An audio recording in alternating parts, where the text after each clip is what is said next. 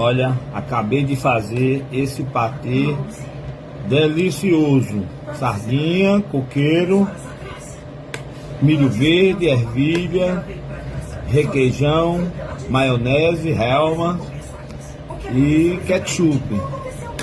Uma bolachinha creme crack para comer com esse maravilhoso patê. E o acompanhamento que não poderia deixar de ter um vinhozinho geladinho, Quinta do Morgado, certo? Chega pra coxia, chega pra coxia, Tintim.